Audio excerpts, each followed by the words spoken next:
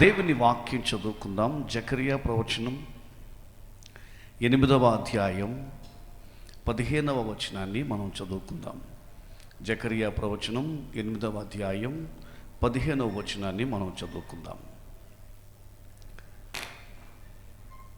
నేను మీ కొరకే చదువుతున్నాను. ఈ కాలమున యెరూషలేమునకును యూదా వారికిని మేలు చేయ ఉద్దేశించుచున్నాను గనుక భయపడకుడి.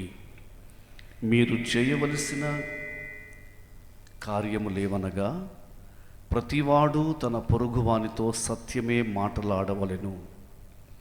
సత్యమును బట్టి సమాధానకరమైన న్యాయమును బట్టి మీ గుమ్మములలో తీర్పు తీర్చవలెను. చదువుబడిన వాక్యమును ప్రభువు మన వినికిడిలో దీవించుగాక. ఆమేన్. ఈ రాత్రి వచ్చిన భాగాన్ని మనం ధ్యానం చేద్దాం. 15వ వచనం. ఈ కాలమున యెరూషలేమునకును యూదా వారికిని మేలు చేయ ఉద్దేశించుచున్నాను గనుక భయపడకుడి. ప్రియ దైవ జనాంగమా, ఈ రాత్రి సభలో కూర్చున్నటువంటి ప్రతి ఒక్కరి కొరకు దేవుడు మాట్లాడుతున్న మాట, దేవుడు మనకు మేలు చేయ ఉద్దేశించుచు ఉన్నాడు. ఆమేన్, ఆమేన్. మేలు చేయ ఉద్దేశించుచున్నాడు. మనం ప్రభు నుండి ఆశించుచున్న మేలు, బహుశా నేను ఎక్స్పెక్ట్ చేస్తున్న మేలు, నీవు ఎక్స్పెక్ట్ చేస్తున్న మేలు వేరు వేరు కావచ్చు, కానీ మనమందరం మేలును ఆశిస్తున్నాము కనుక నిశ్చయంగా ఎవరికి ఏ మేలు కావాలో ఆ మేలు చేసే దేవుడు మన దేవుడు. ఈ యొక్క దినాన గర్భఫలం అనే మేలు కావచ్చు, వివాహము జరగాలి అనే మేలు కావచ్చు, లేక సేవా పరిచయలో ముందుకు వెళ్ళాలి అనే మేలు కావచ్చు, నీ జీవితంలో ఉద్యోగం కావచ్చు, నీ కెరీర్ కొరకు కావచ్చు, ఆరోగ్యం కొరకు కావచ్చు, నీవు ఆశించే ఏ మేలైనా సరే దేవుడు మేలు చెయ్యాలనే నీ పక్షంగా దేవునికి ఒక పర్పస్ ఉంది, ఒక ఉద్దేశం ఉంది. అదేంటంటే మనకు మేలు చేయ ఉద్దేశిస్తున్నాడు దేవుడు. కనుక మీరు భయపడకుడి, భయపడకుడి, భయపడకుడి, భయపడకుడి. దేవుడు నీకు మేలు చేయ ఉద్దేశిస్తూ ఉన్నాడు. ఒకసారి ప్రక్కలతో చెప్దామండి, దేవుడికి మేలు చేయాలనుకుంటున్నాడు, భయపడొద్దు అని చెబుదామండి. నీకు దేవుడికి మేలు చేయాలనుకుంటున్నాడు, భయపడొద్దు. నిశ్చయంగా దేవుడు మనకు మేలు చేయునుగాక. ఆ నెక్స్ట్ వచనంలో ఉంటుందండి, దేవుడు మేలు చేయ ఉద్దేశించుచున్నాడు, కానీ మీరు చేయవలసిన కార్యము లేవనగా మీరేమి చేయాలి అని అంటే, ప్రతివాడు తన పొరుగువానితో సత్యమే మాటలాడవలెను. ఈ సభలో మొదటి రాత్రి చాలా క్లుప్తంగా దేవుని వాక్యాన్ని ధ్యానం చేద్దాం, ఆలోచన చేద్దాం. దేవుడు మేలు చేస్తాడు. ఆయన మేలు చేయాలనే పర్పస్ కలిగి ఉన్నాడు, ఉద్దేశాన్ని కలిగి ఉన్నాడు. కానీ నా పార్ట్గా నేను చేయాల్సింది ఏంటంటే, నా పొరుగు వారితో నేను సత్యమే మాట్లాడాలి, నిజమే మాట్లాడాలి. అనగా దేవుని నుండి మేలు పొందడానికి దేవుడు మన నుండి ఆశించేది ఏంటంటే, మనం నిజం మాట్లాడాలి, అబద్ధం మానేయాలి, అబద్ధం మానేయాలి. ఎవరైతే అబద్ధాలు మాట్లాడతారో వారందరూ ఏమై ఉన్నారంటే దేవుని పిల్లలైతే కాదు. అబద్ధం మాట్లాడేవారు దేవుని పిల్లలు కాదు. అపవాది అబద్ధికుడు, అబద్ధమునకు జనకుడు. వాడు అబద్ధాలు మాట్లాడతాడు, అబద్ధాలు పుట్టిస్తాడు. కాబట్టి ఎవరైతే అబద్ధాలు మాట్లాడతారో వారందరూ అపవాది పిల్లలండి. కాబట్టి ఈరోజు మనం అబద్ధం మాట్లాడుతున్నామంటే అపవాది పిల్లలం. దేవుని పిల్లలము అనుటకు సూచనగా మనం నిజం మాత్రమే మాట్లాడదాం. ఆమేన్. కదా, దేవుని నుంచి మనం మేలు పొందాలంటే అబద్ధం మానేయాలని వాక్యం చెప్తుంది. ఈ అబద్ధం గురించి ఒక మాట మీకు ముందు చెప్పి నేను ముందుకు వెళతాను. ఈ సభలు మొదటి రాత్రి మరలా నేను కోరుతున్నానండి, చాలా సింపుల్గా ప్రభు నాకు నేర్పిన కొన్ని తలంపులు మీ ముందు పెడతాను. అబద్ధాలు మానేయాలి మనం. ఎందుకంటే అబద్ధం మాట్లాడితే మనము అపవాది సంబంధులం అవుతాం. చాలా కాలం క్రితం వరకు, మేబీ ఒక 20 years బ్యాక్ వరకు, 20 years క్రితం వరకు నేను అనుకునేవాడిని అండి, అబద్ధము అనేది ఆ పాపం విడిచిపెట్టడం అవ్వదేమో, అబద్ధం మాట్లాడకుండా అవ్వదేమో, అబద్ధాలు ఎలా మానేస్తామో అనుకునేవాడిని. అంటే అబద్ధం అనే పాపాన్ని జయించడం కష్టమని. And I use to take it as a very సింపుల్గా, చాలా సునాయాసంగా, పర్వాలేదేమో అబద్ధాలు మాట్లాడడం, అసలు అబద్ధాలు మాట్లాడకుండా ఎలాగవుతుంది అనే భావనతో ఉండేవాడిని నేను. అలా ఉండేవాడిని. ఒక పర్యాయం చర్చ్లో, ప్రభు మాకు అప్పగించిన పరిచయంలో, చర్చ్లో 20 years back all night prayer జరుగుతుంటే, ఆల్ నైట్ ప్రేయర్లో 3:30 to 4:30 లేక 3 to 4 మధ్యలో, అప్పటి వరకు అందరం కలిసి ప్రార్థన చేసి 1 hour మాత్రం పర్సనల్ ప్రేయర్స్ చేసుకోవాలి, లేక పర్సనల్గా బైబిల్ స్టడీ చేసుకోవాలి, లేక ఇద్దరిద్దరు వాక్యాన్ని వారు స్టడీ చేసుకోవాలి. అలాంటి 1 hourలో నేను కూడా, అందరూ ఎవరికి వారు ఇద్దరు ముగ్గురు గ్రూప్ డిస్కషన్ చేసుకుంటున్నారు, వాక్యాన్ని ప్రార్థన చేసుకుంటున్నారు. అలాంటి సమయాల్లో నేను కూడా వేదిక దగ్గర కూర్చుని, పోడియం వెనకాల కూర్చుని, ప్రభా నీవు నాతో ఈ రాత్రి మాట్లాడు అని నేను వాక్యాన్ని చదువుకుంటున్నాను. నేను వాక్యాన్ని చదువుకుంటుండగా ఆశ్చర్యకరంగా ఆ ఆల్ నైట్ ప్రేయర్లో ఆ రోజు ఎర్లీ అవర్స్ ప్రభు నా గమనాన్ని ప్రకటన పుస్తకం దగ్గర తీసుకెళ్ళారు.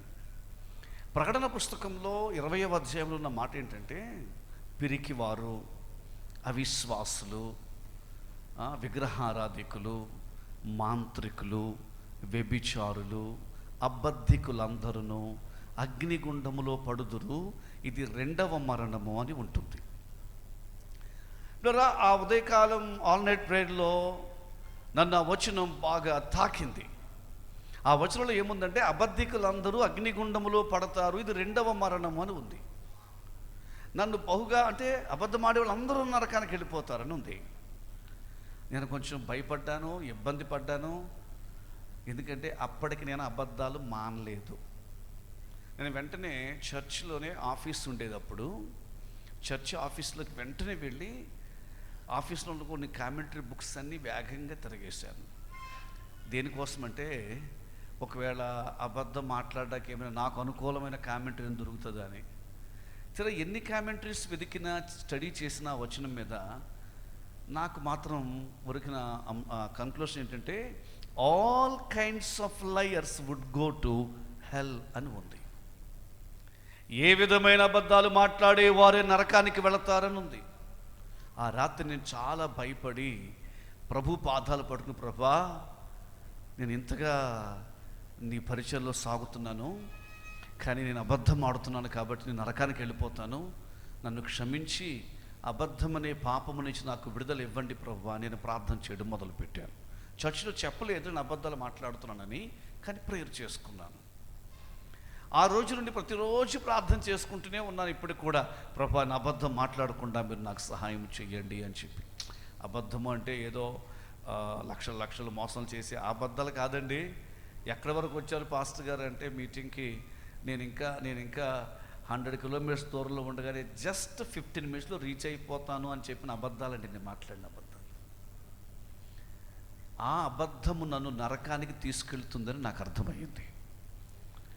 అప్పటి నుండి చర్చిలో మేము 2022 నుండి ప్రతి నెల చర్చిలో అబద్ధము మాట్లాడు విషయంలో ఎంతమంది జయిస్తూ ఉన్నారు అనే సంఖ్యను ఆలోచిస్తూ, అట్టి వారిని ప్రత్యేకంగా ప్రోత్సాహపరుస్తూ, నెమ్మదిగా అందరిలో ఒక అవేర్నెస్ తీసుకొస్తున్నాం. అదేంటంటే, అబద్ధం మాట్లాడితే మాత్రం నరకానికి వెళ్ళిపోతాం.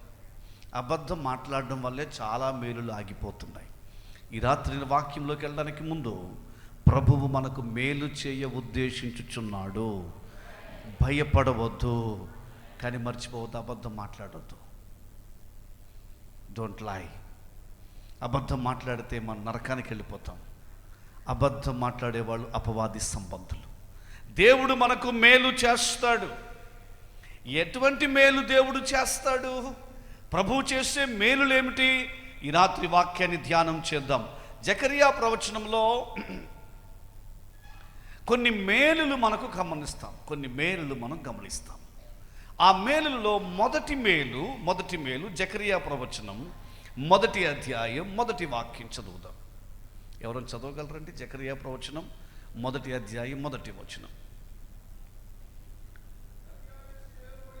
అయ్యా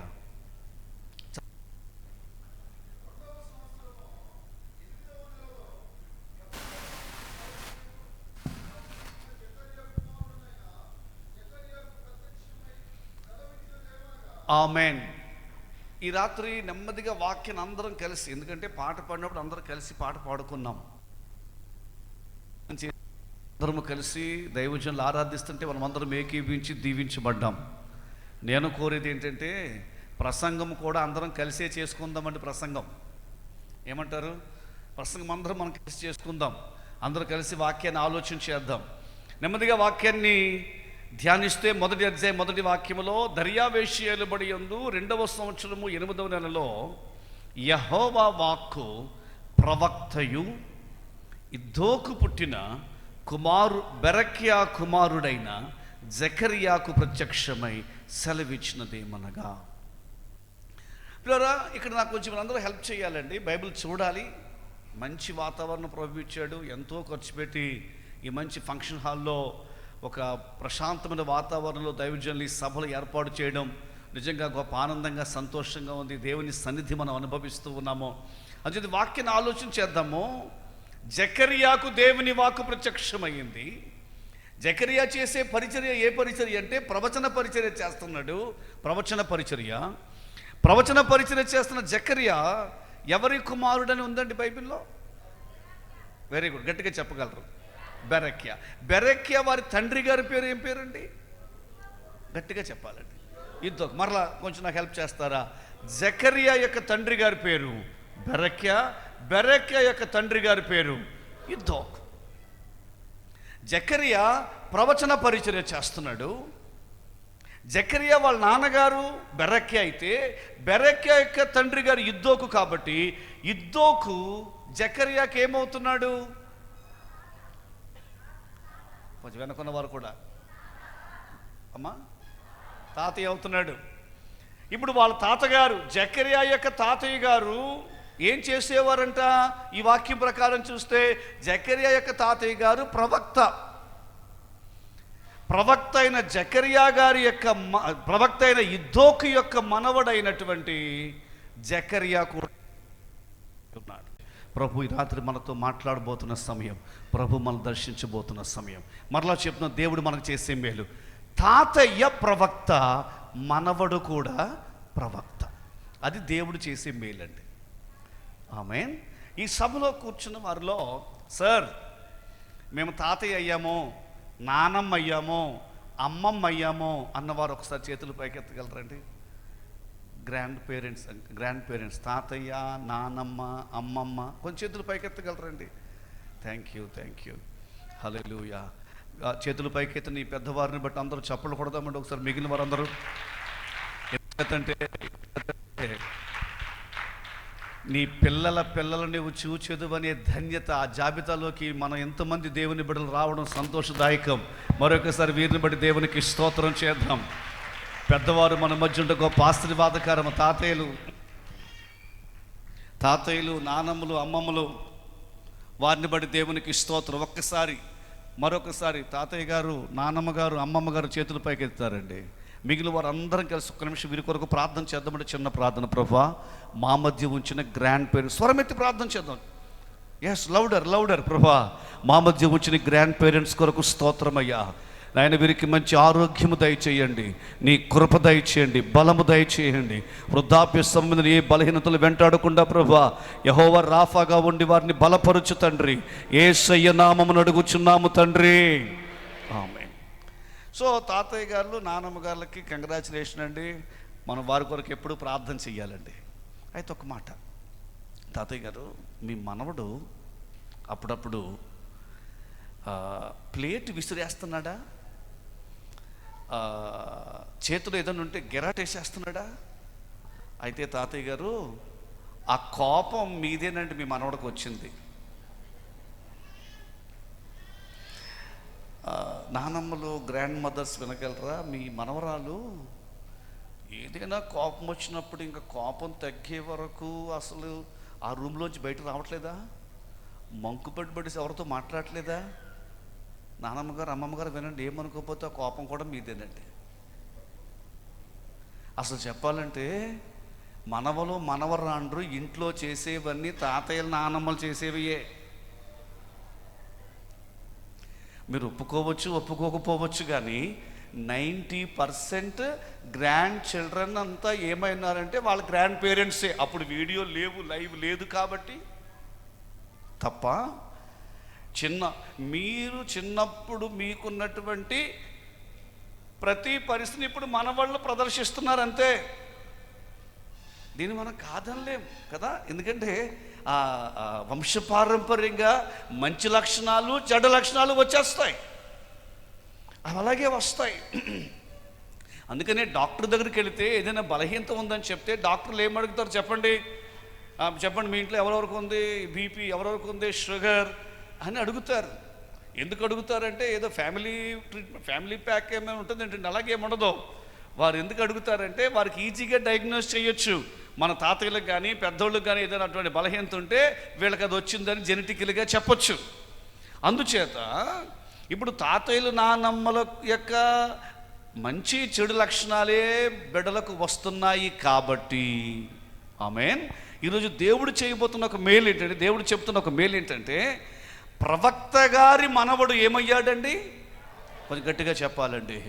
ఒకవేళ వంశపారంపర్యంగా మనము వ్యాధులో, వంశపారంపర్యంగా కొన్ని మంచో చెడ్డ లక్షణాలు ఇంతవరకు ఇచ్చుండొచ్చు, లేకపోతే అవి సంక్రమించి ఉండొచ్చు, కానీ దేవుడు ఒక మేలు చేయాలని ఆశపడుతున్నాడు గ్రాండ్ పేరెంట్స్ మనగల. ఇది మొదలుకొని మన మనవళ్లకు మనవరాండ్రకు ఆత్మ సంబంధమైన జీన్స్ ఇచ్చేలాగా దేవుడు మనలను దీవించునుగాక. స్పిరిచువల్ జీన్స్ అండి. తాతయ్య గారు మోకాళ్ళు వేసి ప్రార్థన చేస్తే, నానమ్మ ప్రతి ఆదివారం అందరికంటే ముందు మందిరానికి రాగలిగితే, నానమ్మను లేకపోతే అమ్మమ్మను ఇంటిలో బిడ్డలు చిన్నప్పుడు నిండు మోకాళ్ళ మీద ప్రార్థన చేయడం చూడగలిగితే, అంటే మమ్మీ డాడీని ఫాలో అయ్యేదానికంటే ఎక్కువగా గ్రాండ్ చిల్డ్రన్ ఎవరిని ఫాలో అవుతారంటే తాతయ్యల నామనమ్మల అమ్మమ్మల్ని ఫాలో అవుతారు. దావీదు అంటాడు, ఒక ప్రార్థన చేస్తాడు, దేవా నా తల నెరసి ఉండే వరకు, నన్ను వృద్ధాప్యం వరకు విడిచిపెట్టొద్దయ్యా అని ప్రార్థన చేస్తాడు. ఎందుకు David? Why you want to have a long life అని అంటాడు. మా ఇంట్లో పుట్టబోయే వారికి అందరికీ నీ శౌర్యమును గూర్చియు నీ బాహుబలమును గూర్చియు నేను ప్రకటించినట్లు నన్ను వృద్ధాప్యము వరకు కాపాడు అని అంటాడు. సో ఈ 34వ వార్షిక సభల్లో ప్రతి పెద్దలైన గ్రాండ్ పేరెంట్స్కు దేవుని సేవకునిగా నా అభ్యర్థన అదేమిటంటే, మీకు ఒక గొప్ప బాధ్యత, గొప్ప పరిచర్య దేవుడు మీకు ఇచ్చాడు. మీ ఇంటిలో పుట్టిన వారికి, పుట్టబో వారికి అందరికీ దేవుని బలమును గూర్చియు దేవుని శౌర్యమును గూర్చియు మీరు ప్రకటించాలి. Praise the lord. అంటే గ్రాండ్ పేరెంట్స్ చేసిన దాన్ని బట్టి వారి యొక్క గ్రాండ్ చిల్డ్రన్కి దేవుడు బ్లెస్సింగ్ ఇవ్వబోతున్నాడు అండి. అందరికీ తెలుసండి, అందరికీ తెలిసిన విషయమే, ఇజ్రాయేలు ప్రయాణంలో అమాలేకీలతో యుద్ధం వచ్చింది. అమాలేకీలు అనగా అది ఆకస్మికంగా వచ్చిన యుద్ధం ముందు ప్రకటించబడలేదు. ఆకస్మికంగా యుద్ధం వచ్చినందున యెహోషువ యుద్ధం చేస్తాడు. అది సడన్ అటాక్ కనుక కొంతమంది ఓడిపోతారు. వెంటనే వారి పాస్టర్ గారు మోజెస్ కొండ మీదకు వెళ్ళి వారందరి కొరకు చేతులు పైకెత్తి ప్రభువును స్తుతిస్తాడు, ప్రార్థిస్తాడు. దేవునికి ప్రార్థించుచుండగా, మోషే చేతులెత్తి ప్రార్థించుచుండగా ఇశ్రాయేలీయులు గెలిచారు. ఆయన చేతులు దించినప్పుడు ఇశ్రాయేలీయులు ఓడిపోయారు. ఈ రాత్రి ఒక మాట చెప్పన, గత 34 సంవత్సరాలుగా, గత 40 సంవత్సరాలుగా ఎలోహిం పరిచర్యలో దైవజనులు పెద్దయ్య గారు, డేవిడ్ రాజయ్య గారు, దైవజనులు షాలేమయ్య గారు, దైవజనుల కుటుంబం ఈ ప్రాంతముల కొరకు, సంఘ విశ్వాసుల కొరకు చేతులెత్తి దేవుని స్తుతిస్తున్నారు. కాబట్టి మన కుటుంబాలను దేవుడు క్షేమంగానో ఆరోగ్యంగానో, మన బిడ్డలకు దేవుడు భద్రతయు మంచి భవిష్యత్తు దేవుడు దయచేస్తున్నాడు. మన దైవజనుల కొరకు ఒకసారి చేతులెత్తి దేవునికి స్తోత్రం చేద్దామా? అయితే పెద్ద ఆయన 90 ఇయర్స్ వచ్చేసే పెద్ద ఆయన మోషయ్య గారికి చేతులు బరువెక్కుతుంటే ఏం జరిగిందో మనకు తెలుసు. ఇద్దరు సంఘంలోంచి పైకి వచ్చారు. వారిలో ఒకరు మోషే, ఒకరు అహరోను, మరొకరు హూరు. అయ్యగారు మోషయ్య గారి చేతులు ఆ ప్రక్క ఈ ప్రక్క ఒకరు పట్టుకుని అయ్యగారి చేతులు అలాగూ ఇశ్రాయేల్ గెలిచే వరకు పట్టుకున్నారంట. అది నాకు ఎంత టైమో నాకు తెలియదండి, ఎగ్జాక్ట్లీ 1 అవరా 2 అవర్సా లేకపోతే ఒక పూటో నాకు తెలియదు. మొత్తం మీద ఇజ్రాయేలు గెలిచారు. దైవజనుడైన మోషే చేతులు పైకెత్తడానికి కారణం ఇద్దరు సమాజంలోంచి ముందుకొచ్చి అయ్యగారి చేతులు బలపరిచారు, అహరోను, హూరు. దేవునికి స్తోత్రం. ఇది ఏ ముఖ్య కారణము కాకపోయినను అహరోను కుటుంబాన్ని దేవుడు ఏం చేశాడంటే నిరంతర యాజక కుటుంబంగా దేవుడు అహరోనుకు ఆశీర్వాదాన్ని ఇచ్చేశాడు. సరే, అందరూ యెహోషువకు థ్యాంక్స్ చెప్పారు, మోషే గారికి వందనాలు చెప్పారు. కానీ దేవుడు అహరోనుకి నిరంతర యాజకత్వ పరిచర్య ఇచ్చి ఆ కొద్ది కాలం తర్వాత దేవుడు మోషేను సినాయి కొండ మీదకు పిలిచి ప్రత్యక్ష గుడారమును గూర్చిన నమూనా దేవుడిచ్చి, ఆ ప్రత్యక్ష గుడారం ఇప్పటికీ మనకు అర్థం కాదు కదండి. ఫస్ట్ టైం ట్యాబర్నాకల్ యొక్క సమాచారాన్ని తెచ్చినటువంటి మోషేతో దేవుడు అన్నాడు, ఈ టెంట్ వేయడానికి, ట్యాబర్నాకల్ వేయడానికి, ఈ గొప్ప ప్రాజెక్ట్ వర్క్ని ఎవరికి ఇవ్వాలా అని చూస్తుంటే ఇంచుమించు 20-30 లక్షల మంది ఇజ్రాయేలీల మధ్య అంట దేవుడు ఏమన్నాడో తెలుసండి, హూరు మనవడైన బెసలేలును నేను జ్ఞానాత్మతో అభిషేకించి ఉన్నాను అని అన్నాడండి. అందరూ ఆశ్చర్యపోయారు. సహజంగా దేవుడు ఎప్పుడు కూడా తండ్రి పేరు చెప్తాడు కదా. అబ్రహాము కుమారుని ఇస్సాక్ అంటాడు, ఇస్సాకు కుమారుని యాకోబు అంటాడు. But Bezalel was addressed and Bezalel was introduced with his grandfather name. తన యొక్క తాతయ్య గారి పేరుతో బెసలేలు పరిచయం అవుతాడు. ఏమో తెలుసా, హూరు మనవడైన బెసలేల్. అందరూ ఆశ్చర్యపోయారు, ఏంటండి బెసలేల్కి స్పెషల్?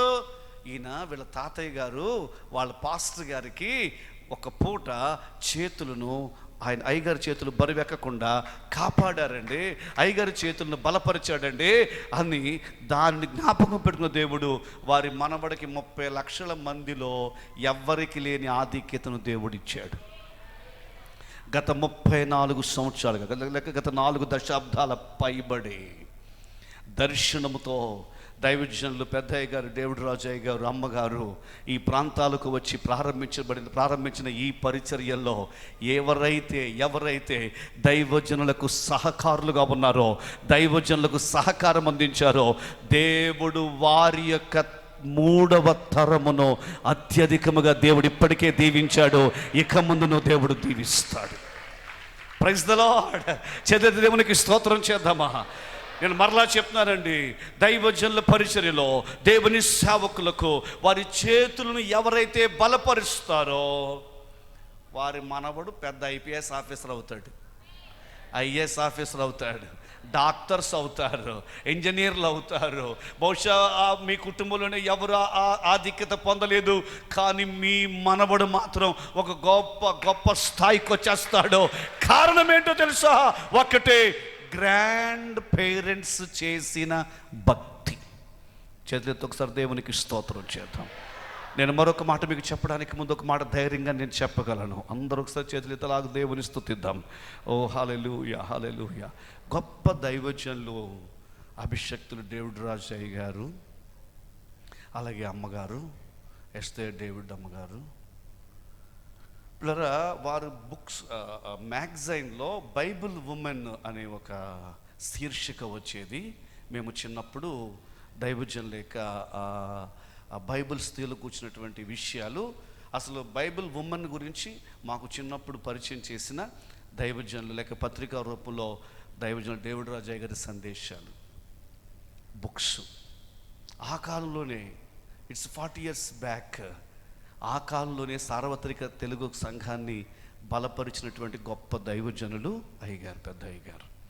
నేను నమ్ముతున్నాను ఎక్కడి నుండో వచ్చి భారంతో, దర్శనంతో, ఇప్పుడే మనం అది చూసాము ఆ సేవా పరిచర్య యొక్క విషయాలు, భారంతో దర్శనంతో దేవుని సేవ చేసిన దైవజనుల యొక్క గ్రాండ్ చిల్డ్రన్ ఉన్నారు కదండి. మన ఎవరు, స్పర్జన్ డేవిడ్ అండ్ షారోన్, ఇంకా ఎవరైతే పెద్దయ్య గారి యొక్క గ్రాండ్ చిల్డ్రన్ ఉన్నారో వారందరి పక్షంగా నేను ఒప్పుకోగలను ఒక మాట, అదేంటంటే దేవుడు ఈ దైవజనులను రాగల తరానికి ప్రవక్తలుగా దేవుడు ఎన్నుకుంటాడు. ప్రవక్తలుగా దేవుడు ఎన్నుకుంటాడు. చేతులెత్తి చప్పట్లు కొడుతూ ఆమేన్, హల్లెలూయా.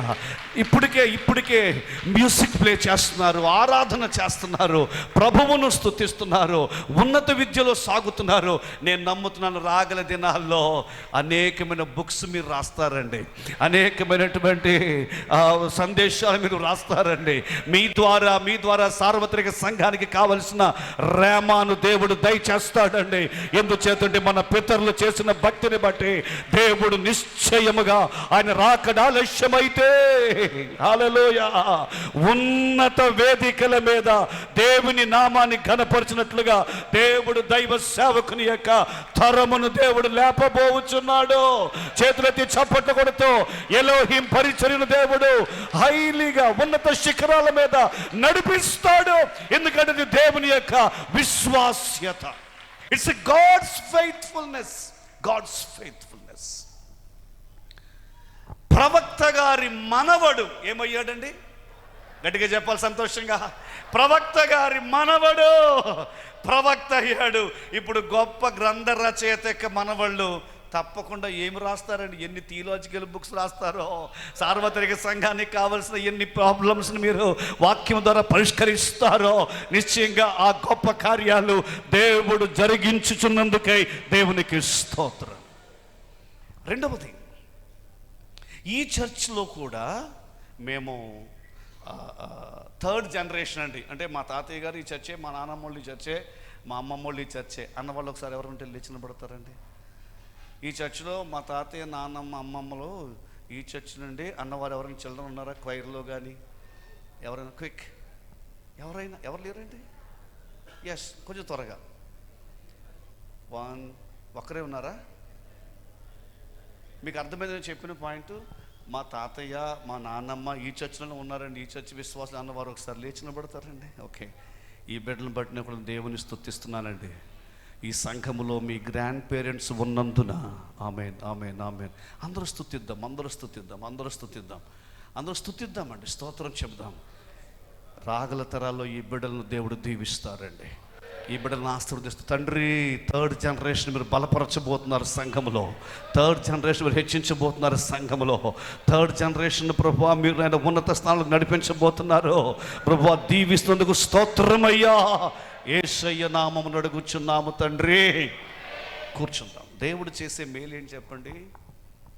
మనం చేసే భక్తిని బట్టి మన 3వ తరమునకు దేవుడు గొప్ప ఆశీర్వాదాలు ఇవ్వబోతున్నాడు.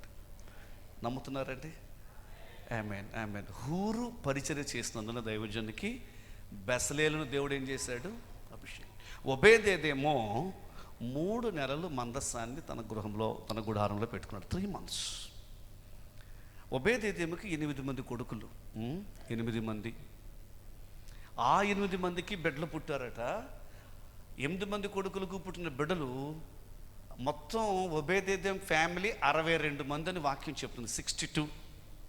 అదో పెద్ద సంఘం ఆ ఫ్యామిలీ కలిస్తే. ఈ 62 మంది గురించి వ్రాయబడిన వచనాలు సమయభావాన్ని బట్టి చదివించట్లేదు, కానీ దినవృత్తాంతంలో ఉంటుంది. వారి పెద్ద కుమారుడికి బిడ్డలు పుట్టిరి, 2వ కుమారుడికి బిడ్డలు పుట్టిరి, 3వ కుమారుడికి బిడ్డలు పుట్టిరి. మొత్తం మీద ఒబేదేదేం యొక్క మనవల గురించి వాక్యం ఏం రాయబడింది తెలుసండి? వారు పరాక్రమశాలులు అని వ్రాయబడిందండి. ఒబేదేదేం గారు మనవాళ్ళు ఎవరట? రెండవది బలాఢ్యులు అని వ్రాయబడిందండి. 3వది మంచి పని చేయుటలో గట్టివారు అని వ్రాయబడిందండి. అంటే ఒబేదేదేము 3 నెలలు దేవుని మందస్సాన్ని తన గుడారములో పెట్టిన కారణం చేత 3వ తరమును శక్తివంతంగా దేవుడు చేశాడు. నేను చివరికి చెప్పేది ఏంటంటే, మన పితరులు చేసే భక్తి మనకు ఆశీర్వాదకరంగా ఉంటే, ఇప్పుడు మనము కూడా భక్తి చేస్తే మన తరతరములకు ఇంకెంత ఆశీర్వాదకరంగా ఉంటుంది.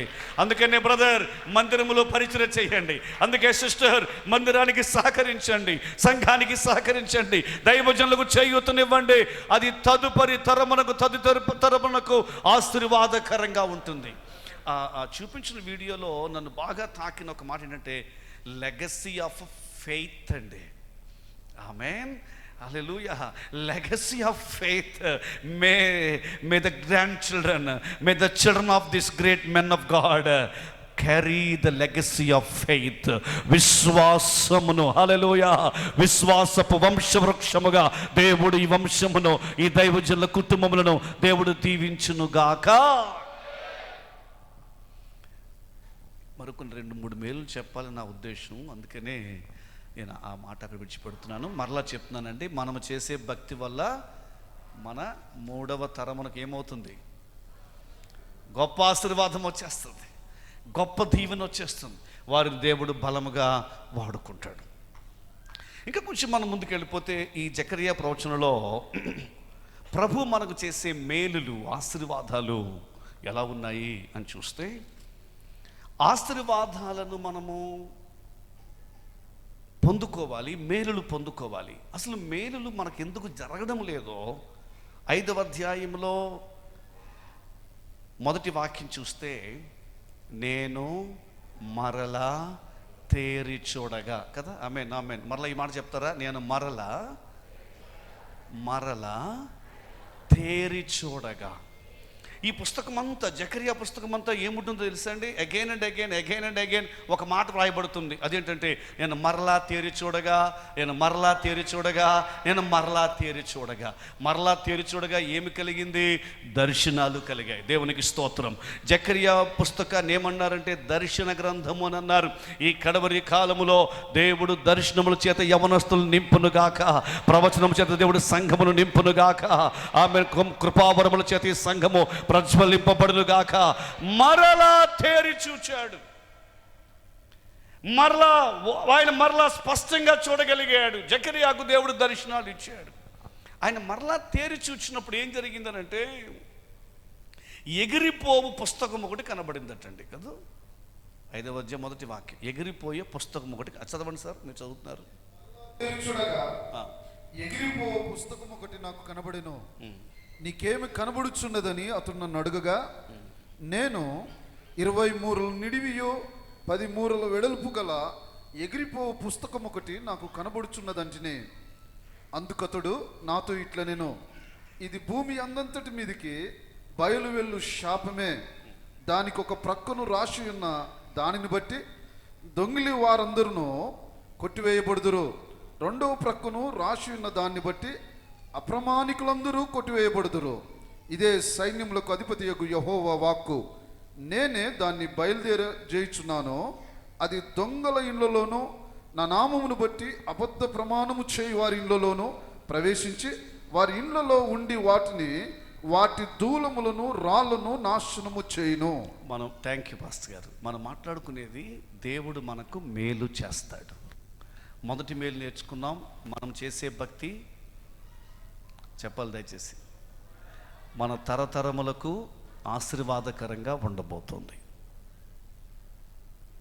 మనం అసలు ఆశీర్వాదాలు ఎందుకు పొందడం లేదో రీజన్ చెప్పుకుని 3వ మాటలోకి వెళతాం. నేను మరలా తేరి చూడగా ఒక దర్శనం కనబడింది ఆయనకి. ఆ దర్శనం ఏంటంటే, ఒక బుక్ ఇలా ఎగిరిపోతుందటండి. ఎగిరిపోవచ్చున్న పుస్తకం ఒకటి ఇలాగ ఆయన కనబడిన దర్శనంలో.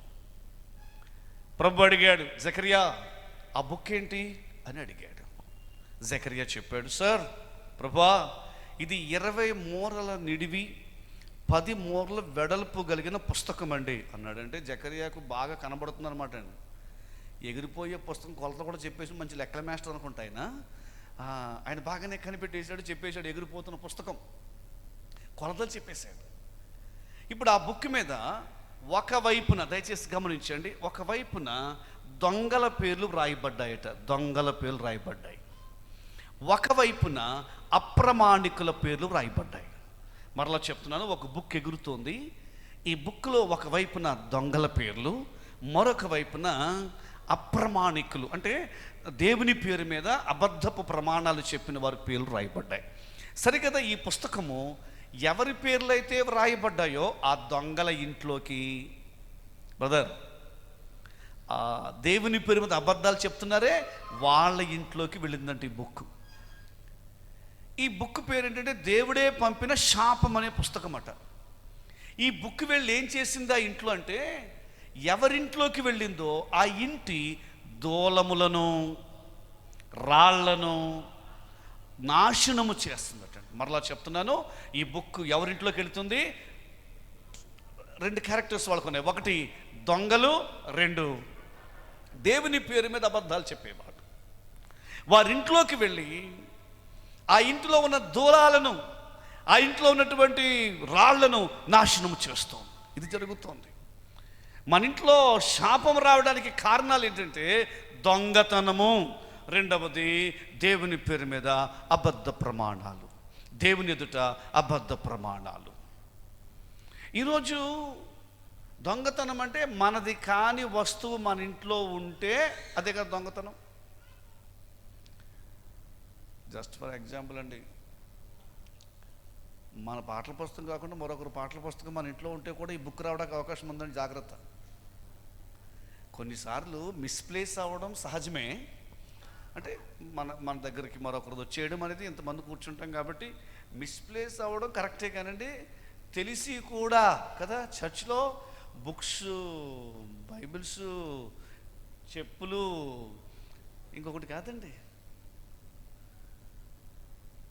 చాలా గృహాల్లో మనది కాని వస్తువు కానీ మన ఇంట్లో ఉందా, ఈ బుక్ వస్తుంది. ఈ బుక్ ఏం చేస్తుందంటే శాప బుక్. ఇది మనది కాని వస్తువు మనకు తెలియకుండా వచ్చిందనుకోండి, చూసి మరలా ఇవ్వకపోవడం ఒక పెద్ద పాపం. అది శాపానికి కారణం. దొంగతనము చేత దేవుని మీద అబద్ధాలు అంటే, ప్రతి ఆదివారము ఎన్ని ప్రమాణాలు చెప్పేస్తామో దేవునికి, బ్యాప్టిజం టైంలో ఎన్ని ప్రమాణాలు చెప్పేసామో దేవునికి, ప్రభు బలారాధన టైంలో ఎన్ని ప్రమాణాలు చెప్పేసామో దేవునికి, ప్రతి వాచ్ నైట్ సర్వీస్లో ఎన్ని ప్రమాణాలు చెప్పేసామో దేవునికి. దేవుని దగ్గర కమిట్మెంట్ తీసుకుని, కమిట్మెంట్ అయిపోయి మనం సరెండర్ అయినట్టుగా ఆయన దగ్గర ఒప్పుకుని మరలా చెయ్యని ఎన్నో ప్రమాణాలు ఉన్నాయి, ఎన్నో మొక్కుబడులు ఉన్నాయి. వాటన్నివి ఏం చేస్తానంటే మన ఇంట్లోకి ఈ బుక్ వచ్చేట కారణమవుతుంది. ఈ బుక్ ఏం చేస్తుంది అంటే దూలమును చెడగొట్టేస్తుంది, బ్రేక్ చేస్తుంది. దూలం అంటే ఇంటికి ఏదైనా భీము కదండి. ఇంటికి ఒకవేళ భీము కానీ క్రాక్ వచ్చిందనుకోండి, ఇప్పుడు బాగు చేసేటువంటి టెక్నాలజీ వచ్చింది. ఇల్లు ఎలా ఉన్నా సరే చక్కగా బాగు చేస్తారు. మనం మాట్లాడుకునేది ఈ భీము గురించి కాదు. కానీ అమ్మా, నేను నీ ఫ్యామిలీ గురించి మాట్లాడు, బ్రదర్ నేను నీ ఫ్యామిలీ గురించి మాట్లాడుతున్నాను. ఇంటిలో ఈ కలిపి ఉంచాల్సిన భీము కాస్త క్రాక్ వచ్చినట్టు ఇక్కడ కూర్చున్న వారి కొన్ని కుటుంబాల్లో ఎన్నో క్రాక్లు ఉన్నాయి. జస్ట్ మీటింగ్కి వచ్చాం కాబట్టి ప్రక్క వాళ్ళతో నవ్వుతున్నట్టు కనబడుతున్నాం, కానీ నీ ఇంట్లో నీ భర్తతో, నీ భార్యతో, నీ కుటుంబంతో ఇంటిలో క్రాక్లు అనమాట, పగుళ్ళు. ఆ ఇంటిలో సమాధానము లేదు, ఇంట్లో నెమ్మది లేదు, ఒక శాపగ్రస్తమైన పరిస్థితులు ఇంట్లో కనబడుతున్నాయి. ఆహారానికి తక్కువ లేదు, ఆరోగ్యానికి తక్కువ లేదు, ఆర్థికానికి తక్కువ లేదు, అన్నీ ఉన్నాయి. కానీ ఇంటిలో లేనిదల్లా ఏంటంటే సమాధానము లేదు, పగుళ్ళు ఉన్నాయి. నాయనా, నేను నీ ఫ్యామిలీ గురించే చెప్తున్నాను. సిస్టర్స్, వెనకున్న బ్రదర్స్, నీ కుటుంబం గురించి నేను మాట్లాడుతున్నాను. ఇంటిలో పగుళ్ళు ఉన్నాయి. ఎందుకు వచ్చాయి ఈ పగుళ్ళు అనంటే, మన ఇంటిలో కాని వస్తువులు వచ్చాయి. మన ఇంటిలో దేవుని ఎదుట ఎన్నో అబద్ధ ప్రమాణాలు చేసిన పరిస్థితులు ఉన్నాయి. దొంగతనం ద్వారా ఎలా వస్తాయండి పగుళ్ళు అనంటే, ఎగ్జాంపుల్ ఏం చెప్పమంటారు? సరే, జస్ట్ మంద కాంది ఏదోటండి, ఎలక్షన్ జరుగుతుంది కదండి. ఎలక్షన్ జరిగేటప్పుడు ఓటు వేయడం మన బాధ్యత, కానీ ఓటుకు డబ్బులు తీసుకోవడం అది పాపం. కానీ కొంతమంది ఎన్ని పార్టీలు కాంటెస్ట్ చేస్తే అంత హ్యాపీ కొంతమందికి. ఎందుకంటే అన్ని పార్టీలు డబ్బులు ఇస్తున్నారు కాబట్టి. ఇప్పుడు అన్ని పార్టీలు ఒక్కొక్క ఎలక్షన్ టైంలో వచ్చే ఇంటిల్లిపాది వచ్చేటువంటి డబ్బుల చేత ఏం చేశారంటే పెద్ద ఫ్రిడ్జ్ కొనుక్కున్నారు మొన్న అనుకుందాం, లేక పెద్ద మంచం కొనుక్కున్నారు. ఇప్పుడు మనది కానీ ఆ డబ్బు చేత మనం కొనుక్కున్న మంచమో డైనింగ్ టేబుల్లో ఏదో మొత్తం మీద అలా తీసుకురాగానే ఆ డబ్బులతో మనం తెచ్చిన ఏసీనో ఆ తెచ్చిన డైనింగ్ టేబుల్తో పాటు ఏమొస్తుందో తెలుసండి? సామెతల పుస్తకం 9వ అధ్యాయంలో ఉంటుందండి. తెలివిలేని వాడు ఒకడు వచ్చి అంటాడట, చాటున తినిన భోజనము రుచి, నీళ్లు తీపి అని అనుకుంటాడు. అయితే అచ్చట ప్రేతలున్నారని అతనికి తెలియదు అని ఉంటుంది. అంటే దొంగిలించిన నీళ్ళు తీపిగానే ఉంటాయి, కానీ అక్కడ ఎవరున్నారట? కొంచెం గట్టిగా చెప్పాలి. ప్రేత అంటే ప్రేతాత్మ, తెలుసు కదండి, భూతం, గోస్ట్. అందరూ ఆలోచించేద్దామండి. నాది కాని డబ్బుల చేత మన ఎలక్షన్లో తెచ్చేసావు కదా, ఏసీనో ఫ్రిడ్జో మంచం ఏదో కొనేసారు కదా, అది కొన్నప్పుడు అది ఆ మంచంతో పాటు ఏమొచ్చిందంటే పెద్ద ప్రేతాత్మ కూడా వచ్చింది ఇంట్లోకి. సామెత గ్రంథం 9వ అధ్యాయం ప్రకారం ఆ ప్రేతాత్మ వచ్చి మన ఇంట్లో బీమ్ మీద ఉంటుంది. అక్కడ బీమ్ మీద ఉంటుంది. హాలిడేస్ వచ్చాయి. హాలిడేస్ రాగానే ఏం జరిగిందంటే, హైదరాబాద్ నుంచి పెద్ద అబ్బాయి వచ్చాడు, ఒంగోలు నుంచి చిన్న అబ్బాయి వచ్చాడు, కాకినాడ నుంచి అమ్మాయి వచ్చింది, లేక కర్ణాటక నుంచి అల్లుడు వచ్చాడు అని చెప్పి ఇంట్లో అందరూ హ్యాపీగా, డాడీ ఉన్న లేకపోయినా ఆయన ఏమో అన్నీ తీసుకొచ్చారు, అమ్మకు ఆరోగ్యం ఉన్న లేకపోయినా పిల్లలందరూ ఒకే రోజు వచ్చారు అని చెప్పి అందరూ కలిసి తింటారు. పొద్దున్న నుంచి కష్టపడి వంట వండుతుంది. వంట వండి మొత్తం పిల్లలందరూ కూడా భోజన బల్ల దగ్గర కూర్చుంటే చాలా హ్యాపీ అయిపోతున్నారు ఆ దంపతులు, ఆ తల్లిదండ్రులు. కానీ జరిగేది ఏంటంటే, కరెక్ట్గా భోజనం దగ్గర కూర్చోగానే వాళ్ళ దగ్గర ఏదో డిస్కషన్ స్టార్ట్ అవుతుంది వాళ్ళ మధ్య. అదేం ఉపయోగమైన టాపిక్ కాదు. ట్రంప్ గురించో మోడీ గురించో లేకపోతే ఇంకొకటి ఉపయోగమైన టాపిక్ కూడా మొదలవుతుంది. ఈ ఎవరి పంతానికి వాళ్ళు కొంచెం ఈగోయిజం హర్ట్ అయిపోయి ఇక ఎవరో ఒకరు కోపం వచ్చేస్తుంది. వాళ్ళ కోపగించుకుంటుంటే లోపల నుంచి అమ్మంటది, తమ్ముడిని ఏమనకు రా బాబు అంటుంది. నువ్వెప్పుడు తమ్ముడి పైడే ఉంటావు, తమ్ముడి సైడే ఉంటావాడని అన్న లేచి వెళ్ళిపోతాడు. నేనే రీజనా అని చెప్పేసి తమ్ముడు లేచి వెళ్ళిపోతాడు. ఇప్పుడు సంతోషంగా ఉండే ఆ ఘట్టం కాస్త ఎలా మారిపోతుంది? గట్టిగా చెప్పగలరు. ఈ కీచులాట ఎందుకు వచ్చింది తెలుసా? మీరు హ్యాపీగా ఉన్నారన్న విషయం పైన భూమి మీద ఉన్న ప్రేతాత్మకు తట్టుకోలేక వాడు పెడతాడు గొడవ. బెడ్రూమ్లో చాలా హ్యాపీగా ఉన్నారు, family wife and husband, they are very happy. After a long time చాలా ఎక్సైట్మెంట్గా సంతోషంగా మాట్లాడుకుంటున్నారు భవిష్యత్తు గురించి. కానీ ఆ సంతోషంగా ఉండడం, ఇదిగో ఆ ఇంట్లోకి మనం తెచ్చుకున్న మనది కాని డబ్బుతో తెచ్చుకున్న ఆ ఏసీనో మంచమో ఫ్యానో ఏదో దానితో పాటు ఏమొచ్చింది ఇంట్లోకి, అది అక్కడ నుండి సంతోషంగా ఉండదు. వారిద్దరి మధ్య గొడవ పెడుతుంది. ఇట్ బికేమ్ ఇయర్స్, సంవత్సరాలు అయిపోయింది ఒకే ఇంట్లో ఉంటూ భార్యాభర్తలు మాట్లాడుకోకుండా ఉంటూ. ఎవరి కొరకు నాకు తెలియదు. మొదటి రాత్రి ఈ ఇంటిలో శాపం ఏలుబడి చేస్తుంది. ఎందుకు? దొంగతనం. రెండోది, దేవుని పేరు మీద అబద్ధ ప్రమాణాలు. ఎన్ని చెప్పేస్తావో, ప్రభువా నేను ప్రార్థిస్తాను, ప్రభువా విజ్ఞాపన చేస్తాను, ప్రభువా ఈ సభలను పరిచయం చేస్తాను, ప్రభువా నేను ఈసారి మీటింగ్స్కి ముందు 2 రోజుల నుంచే వర్క్లో ఉంటాను. ఎన్ని చెప్పేసావో. ఇలాగ 34 సంవత్సరాలు అయిపోయింది. అన్నిటికీ పేరు ఇచ్చేస్తావు కానీ ఒక దాంట్లో కూడా చెయ్యవు. నీవనుకుంటున్నావు ఎస్కేప్ అవుతున్నాడు. ఇది ఎస్కేప్ అవ్వడం కాదు, ఇంటిలోకి ప్రేతాత్మ వస్తుంది. ఇది జకరియా ద్వారా దేవుడు మాట్లాడుతున్నాడు. ఈ రాత్రి ఆ శాపము నుంచి మనకు విడుదల కలగాలి. శాపము నుంచి విడుదల కలగాలి. ప్రతి కష్టము శాపమని నేను అనడం లేదు, ప్రతి శోధన శాపమని అనడం లేదు. కానీ కొన్ని పరిస్థితులు మన ఇంట్లో శాపం ఎలుబడి చేస్తున్నాయండి.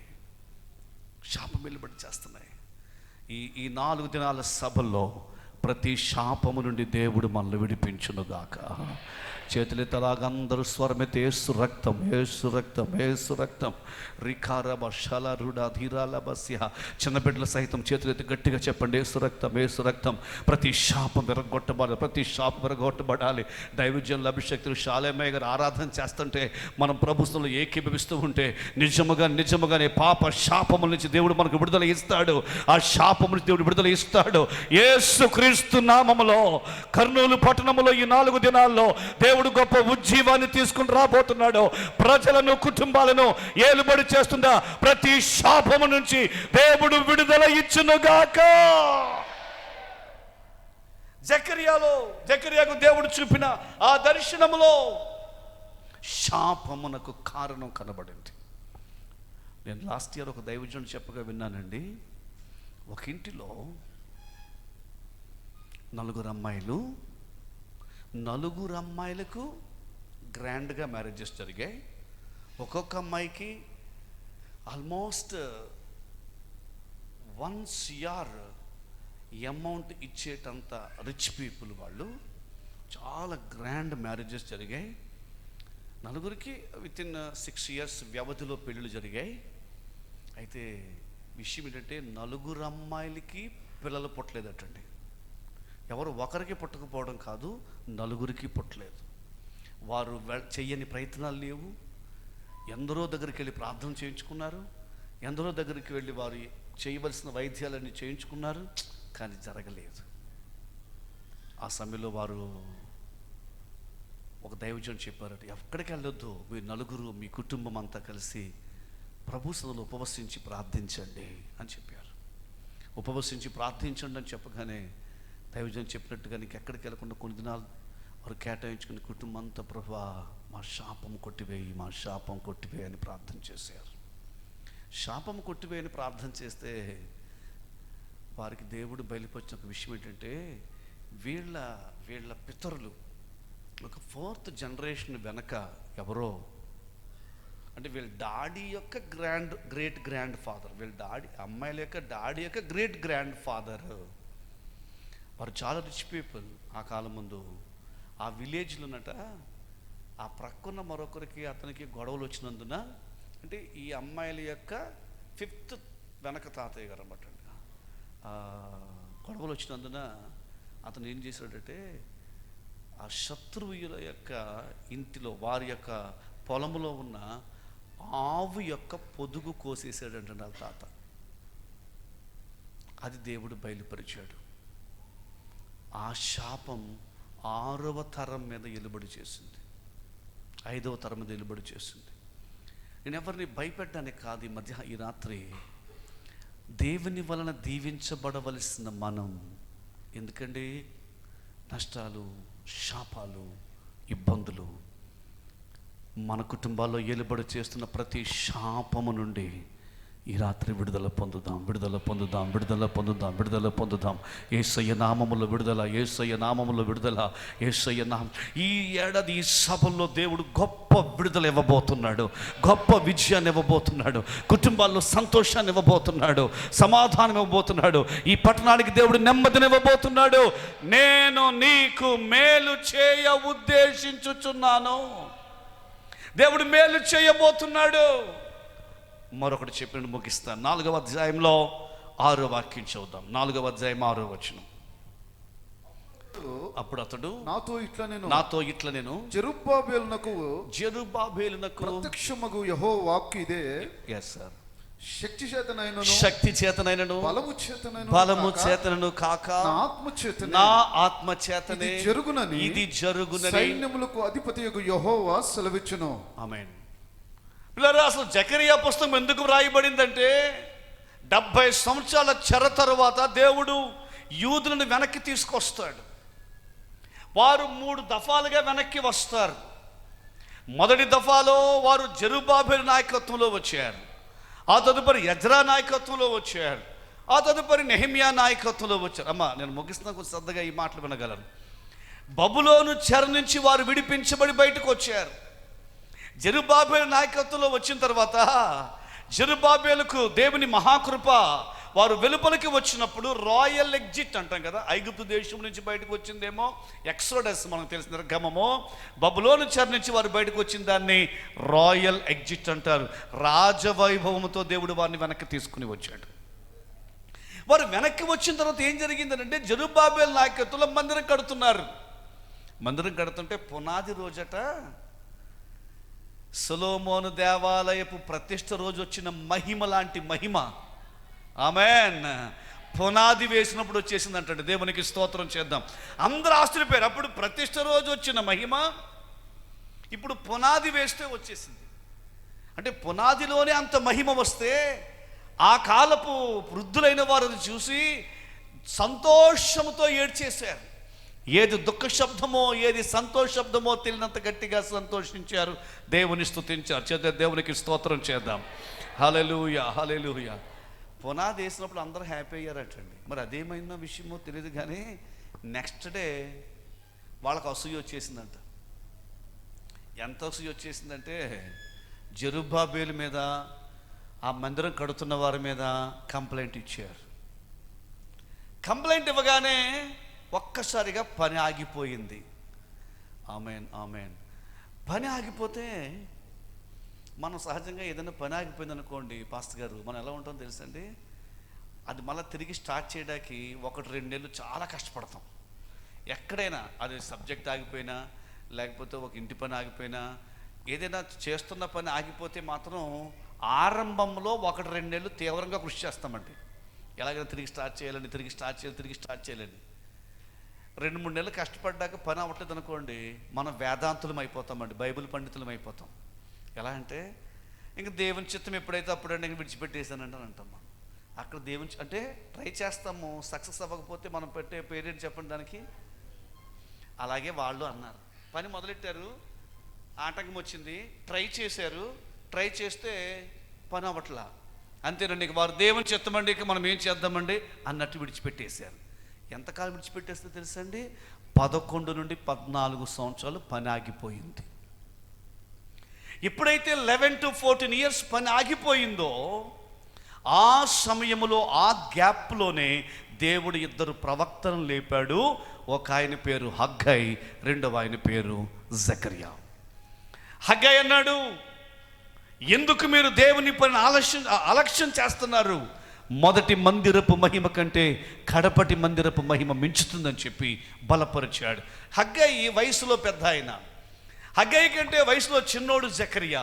జకర్యా ఆ దర్శనాన్ని పొందుకుని జకర్యా ప్రవక్తగా ఇప్పుడు లేచి నిలబడి ఆయన మాట్లాడుతాడు తెలుసా, ఈ ఆగిపోయిన పని నెరవేర్చబడుటకు శక్తి చేతనైనను బలము చేతనను కాక నా ఆత్మ చేతనే ఇది జరుగునని సైన్యములకు అధిపతియగు యెహోవా సెలవిచ్చుచున్నాడు.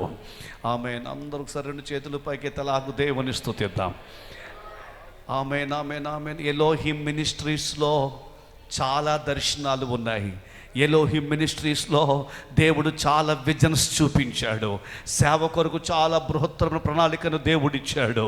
ఆ దేవుని కార్యక్రమాలు చేపడుతున్నప్పుడు కొన్ని ఆటంకాలు, కొన్ని అవాంతరాలు వచ్చినప్పుడు మధ్యలో ఆగిపోయినవన్నీ కూడా ఈ 34వ వార్షికోత్సవ మొదటి రోజు దైవజనులతో దేవుడు మాట్లాడుతున్న మాట, మీరు ప్రారంభించిన పరిచర్య, దేవుడు మీకు ఇచ్చిన దర్శనం, దేవుడు మీకు ఇచ్చినటువంటి ఆ ప్రాజెక్టు, దేవుడు మీకు మాత్రమే చెప్పిన ఒక దర్శనం ఉంది. అది దేవుడు తప్పక మీ ద్వారానే జరిగిస్తాడు, మీ ద్వారా ముగించబడుతుంది. ఇది శక్తి చేతనైననో బలము చేతనైననో దైవ సేవకులు అందరం 2 చేతులు పైకెత్తి యేసయ్య నామములో ఒప్పుకుందాం. ఎలోహిం మినిస్ట్రీస్ ద్వారా దేవుడు అనేక కార్యాలు చేయించబోతున్నాడు. ప్రవక్తలను దేవుడు సిద్ధపరుస్తున్నాడు, మిషనరీలను దేవుడు సిద్ధపరుస్తున్నాడు. ఇంతవరకు జరిగిన సేవ ఒక ఎత్తు, ఆమోసు పుస్తకపు చివరి అధ్యాయములో చివరి వచనములో ఉన్నట్లుగా కోయువారు దున్నువారు వెంటనే వస్తారు. అలాగున దేవుడు ఇది మొదలుకుని దేవుని వేగములో దేవుడు తన సేవను జరిగించబోతున్నాడు. చేతులెత్తి చప్పట్టు కొడుతూ ఆత్మలో మాట్లాడగలిగిన వారందరూ, పరలోక భాషలో మాట్లాడగలిగిన వారందరూ పరలోక భాషలో మాట్లాడుతూ నిశ్చయముగా దైవ సేవకులకును సంఘములకు దేవుడు చెబుతున్నమాట, ఇది శక్తి చేతనైనను బలము చేతనైనను కాక నా ఆత్మ చేతనే ఇది జరుగును. జెరుబ్బాబేలు చేతులు దీనికి పునాది వేసి ఉన్నవి. జెరుబ్బాబెలు చేతినే ఈ పనిని ముగించబోతున్నాయి. హల్లెలూయా, హల్లెలూయా, హల్లెలూయా. అందరూ దేవుని స్తుతిద్దామండి, దేవుని స్తుతిద్దామండి. ప్రభు సన్నిధిలో విశ్వాసంతో నమ్ముతూ ఈ మాట చెప్తున్నానండి. ఆమోస్ పుస్తకంలో ఒక మాట ఉంటుందండి, కోయువారు దున్నువారి వెంటనే వస్తారు అని. అంటే అసలు ఈరోజు విత్తనాలు వేస్తేనట పంట ఎప్పుడు ఎంతకాలానికి వస్తుందండి అయ్యా? 3 months కదా సార్, 4 months కదండి, మరికొన్ని పంటలు 6 months కదండి. మీరు ఇంటికి వెళ్ళి చదవండి, వచనం 9:13 ఉంటుంది. రాబో దినములలో కోయువారు దున్నువారి వెంటనే వత్తురు. ఈ రాత్రి ఈ సంఘానికి దైవజనులు షాలేమయ్య గారి పరిచర్యలకు వాక్యమును బట్టి నేను ఒప్పుకుంటున్నమాట. ఈ వచనం కోయువారు దున్నువారు అంటే 6 months మనకు కావాలని మనం అనుకుంటున్నాం. కానీ దేవుడు ఏం చేయబోతున్నాడో తెలుసండి, ఈరోజు విత్తనాలు వేస్తే సాయంకాలానికే పంట వచ్చేటట్లు దేవుడు చేయబోతున్నాడు. ఆమేన్, ఆమేన్. నేను ఆ వచనానికి పెట్టుకున్న పేరు ఏంటంటే, దేవుని వేగములో దేవుడు కార్యములు జరిగించబోతున్నాడు. ఆమేన్. ఇంతవరకు అయ్యగారు ప్రార్థన చేశారు, అమ్మగారు ప్రార్థన చేశారు, దైవజనులారా సంగమా ప్రార్థించాం. ప్రభా ఆ ఏరియాను దర్శించు, ప్రభా ఆ ప్రాంతాన్ని దర్శించు, ప్రభా ఆ మండలములో పరిచర్య దయచేయి, ప్రభా ఆ పట్టణములో బ్రాంచ్ సంఘాన్ని, ప్రభా ఆ ప్రాంతములో ఈ కార్యాన్ని చేయి. మనము 4 సంవత్సరాలు ప్రార్థించాక ఒక్క సండే స్కూల్ బిడ్డ వస్తే, మనము 4 సంవత్సరాలు ప్రార్థించాక ఆ ఏరియా నుంచి ఒక్క ప్రేయర్ రిక్వెస్ట్ వస్తే మనం సంతోషించామేమో తెలుసా? దేవుడు ప్రార్థనలు ఆలకించాడండి, ఒక చిన్న బిడ్డను దేవుడు పంపించాడని. కానీ 34th యానివర్సరీలో దేవుడు చెబుతున్న మాట ఏంటి తెలుసా? ఇది మొదలుకున్నది కాదు. అసలు చెప్పాలంటే ఒక్క మాట నన్ను బాగా సవాలు చేసినది, ఒకే రోజు 400 మందికి బాప్తిసం ఇచ్చిన పరిచర్య ఈ పరిచర్య. చప్పట్లు కూడా దేవునికి స్తోత్రం చేద్దాం పిల్లరా. ఒక్కరోజే 400 మెంబర్స్కి బాప్తిసం ఇచ్చిన ఈ పరిచర్య దేవుడు చెయ్యగలడు. ఎలోహిం పరిచర్య ద్వారా దేవుడు అనేక బ్రాంచ్ సంఘాలు దేవుడు ఇస్తాడండి. ప్రభువు సహాయం చేస్తే అనేక జిల్లాల్లో దేవుడు ఈ పరిచర్య విస్తరింపచేస్తాడండి. కొన్ని రాష్ట్రాలకు దేవుడు ఈ పరిచర్య విస్తరింపచేస్తాడండి. దేవుడు ఒక నెక్స్ట్ లెవెల్లో ఈ పరిచర్య తీసుకెళ్ళినప్పుడు ఒక్కరోజే 400 మందికి బాప్తిసం ఇవ్వగలిగినట్లుగా ఈ పరిచర్యకు కృప చూపిన దేవుడే. చేతులతో ఒక్కసారి నమ్ముదాము. ఆయన రాకడ ఆలస్యమైతే ఒక్కరోజే 4,000 మందికి బాప్తిసం ఇచ్చేటట్లు దేవుడు ఎందుకు చెయ్యలేడు? దేవుడు చెయ్యగలడు. మరలా ఒప్పుకుందాం. కోయర్ చేతులెత్తి దేవుని స్తుతిద్దాము. ఇది శక్తి చేతనైనను, అందరూ ఒప్పుకుందాం, బలము చేతనైనను కాక నా ఆత్మ చేతనే ఇది జరుగునని సైన్యములకు అధిపతియగు యెహోవా సెలవిచ్చుచున్నాడు. జెరుబ్బాబెలు చేతులు ఈ పనిని ప్రారంభించాయి, జెరుబ్బాబెలు చేతులు ఈ పనిని ముగిస్తాయి. నాకు తెలియదండి, కానీ ఎందుకో ప్రభు నన్ను బలవంత పెడుతున్న మాట, చెప్తున్న మాట ఏంటి తెలుసా? ఎన్నో దర్శనాలు అయ్యగారికి ఉన్నాయండి. ఇన్ రిగార్డింగ్ మినిస్ట్రీ పరిచర్య కొరకు వారు ప్రభువు నుండి నేరుగా పొందుకున్న కొన్ని దర్శనాలు ఉన్నాయండి. ఆ విజన్స్ 1-2 సార్లు చెక్ చేసుకున్నారు కూడా దైవజనులు, is it really from God అని. కానీ ప్రభు పదే చెప్తూ వచ్చాడు, ఇట్ ఈస్ ఫ్రమ్ గాడ్ అని, ఇది దేవుని నుండే అని.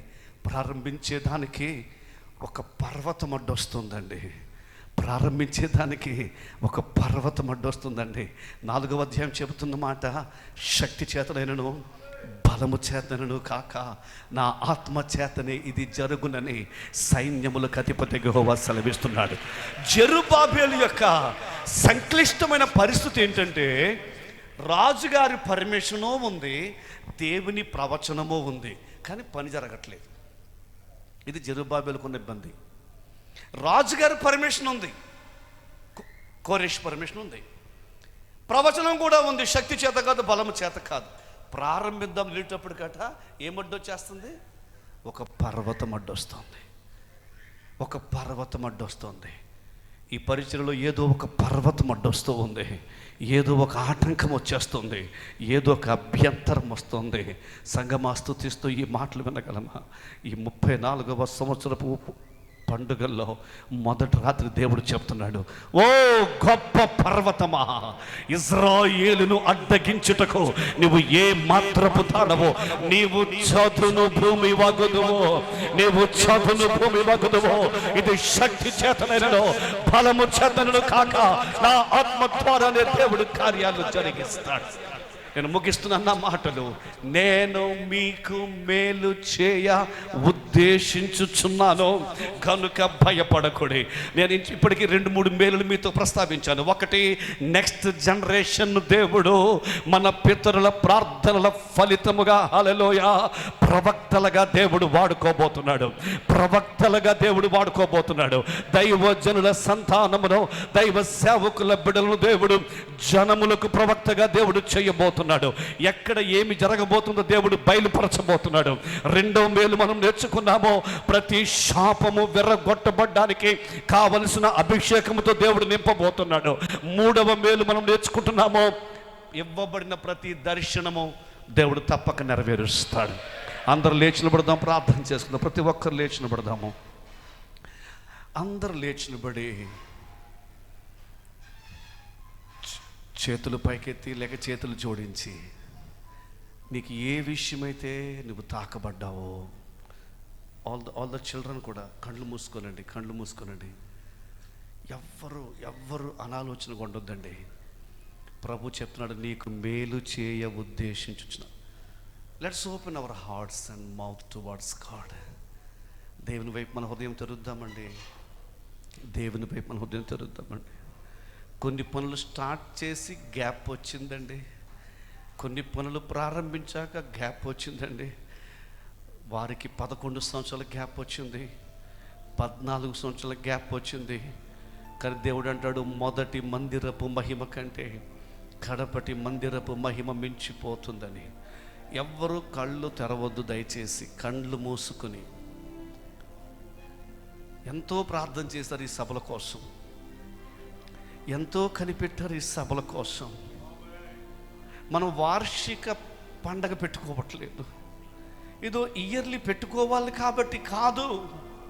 ఆర్థికంగా ఇబ్బందులున్నా, చేయడానికి అనుకూల పరిస్థితులు లేకపోయినా, ఆరోగ్యం సహకరించకపోయినా, భారంతో దర్శనంతో ఏర్పాటు చేయబడి ఈ పండగల్లో దేవుడి క్వైర్ స్వరమెత్తి ప్రార్థించాలి.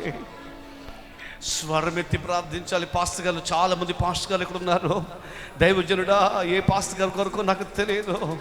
నేను మరలా నీతో చెప్తున్నాను పాస్టర్ గారు, మీరు ఏ గ్రామంలో సేవ చేస్తున్నారో, ఏ మండలంలో సేవ చేస్తున్నారో, మీ రహస్య ప్రార్థనా గదిలో ఏ ప్రాంతాల కొరకు ప్రభు మీకు బయలుపరిచాడో అవి తప్పక మీరు అక్కడ చర్చి కడతారు పాస్టర్ గారు. తప్పక మీరు చర్చి కడతారండి. తప్పక మీరు ఆ కార్యం జరిగిస్తారండి. మీకు ఇవ్వబడిన దర్శనం మరొకరు కాదండి, మీ ద్వారానే నెరవేర్చబడుతుంది. మీరు ప్రక్కన పెట్టారు పరిస్థితుల వల్ల, పర్వతం అడ్డు రావడం వల్ల. రాత్రి దేవుడు ఆ పర్వతమును చదును భూమి చేయము. ఇక నేను మాట్లాడను, మీరే చేతులెత్తి స్వరమెత్తి మాట్లాడాలి, ప్రభుతో మాట్లాడాలి. నీ ప్రక్కన యేసయ్య ఉన్నాడు, నీ ప్రక్కన యేసయ్య ఉన్నాడు, నీ ప్రక్కన యేసయ్యుడు. ఆయనతో చెప్పు. తల్లి, ఆగిపోయిన ప్రతి పని తిరిగి ప్రారంభించబడుతుంది. స్టూడెంట్స్, మీరు మధ్యలో ఆఫ్ చేసిన కోర్సు మళ్ళా తిరిగి కంప్లీట్ చేస్తారు. మీరు ప్రారంభించిన కోర్సు తిరిగి కంప్లీట్ చేస్తారు. దేవుడు కార్యాలు చేయబోతున్నాడు. సేవకులారా, దేవుడు మీకు ఇచ్చిన సేవను వల్ల తిరిగి ప్రారంభిస్తారు.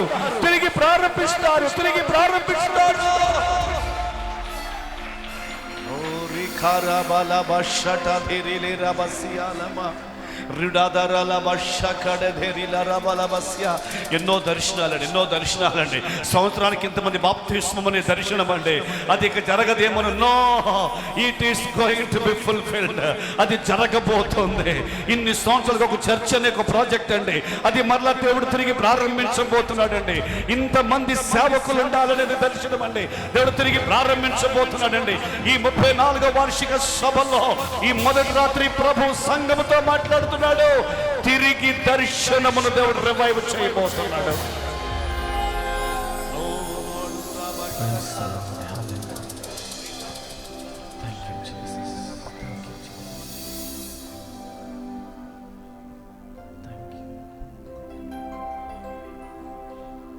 పడిపోయినచో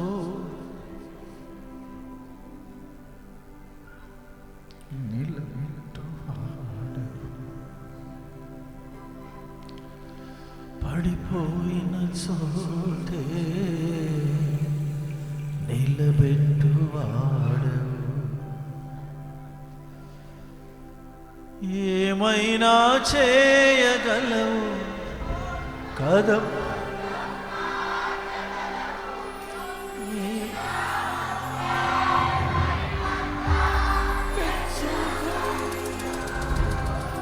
ఏమైనా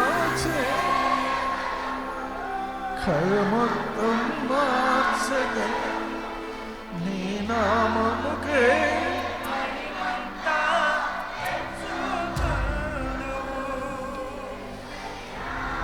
Praise the Lord.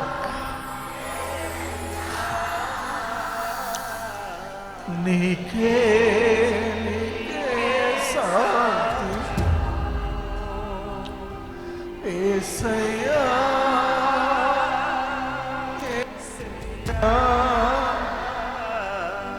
నీకే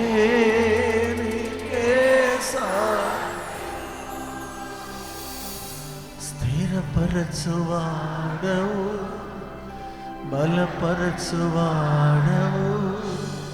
పడిపోయిన చోటే నిలబెట్టువా, ఘనపరచువాడవు, హెచ్చించువాడవు. నా పక్షమునే లేచి జయమిచ్చువా. ఏమైనా చేయగలవు కదా.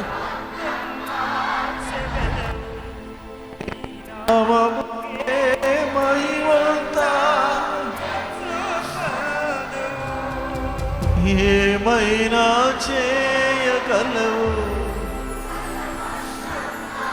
Thank you Lord, thank you for your word. నీ వాక్కుకై వందనాలు తండ్రి. మీరు మాట్లాడినందుకు స్తోత్రాలయ్యా, నీకు స్తోత్రాలు తండ్రి. నీకే సాధ్యము యేసయ్యా, యేసయ్యా.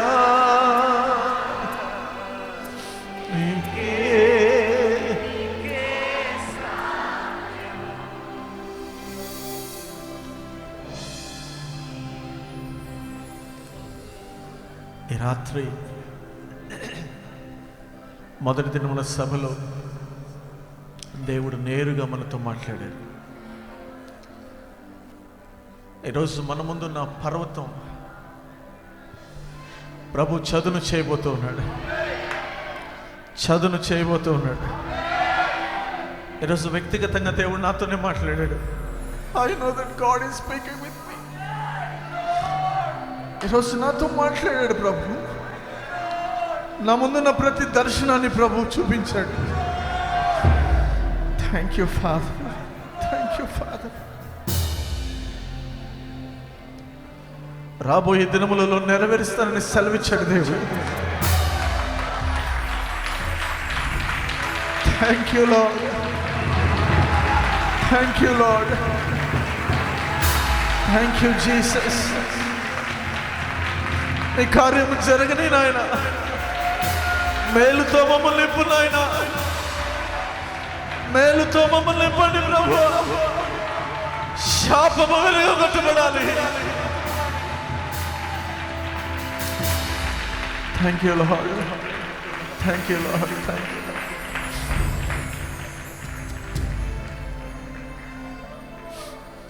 దైవజనులు బోర్డన్ గారు ప్రార్థన చేస్తారు.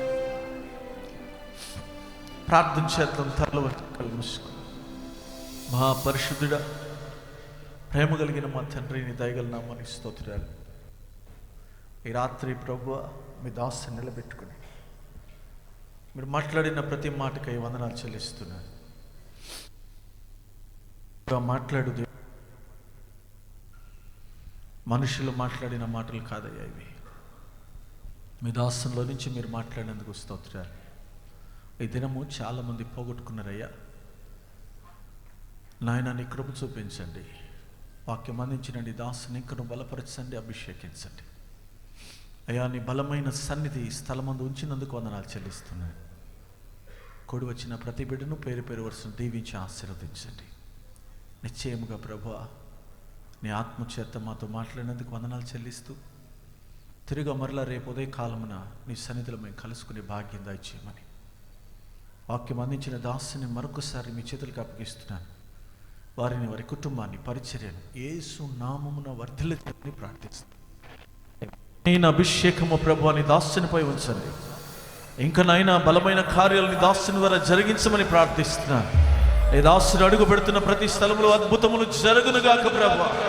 అనేకులు వాక్యం ద్వారా బలపరచబడుదురుగాక తండ్రి. నీకు స్తోత్రం.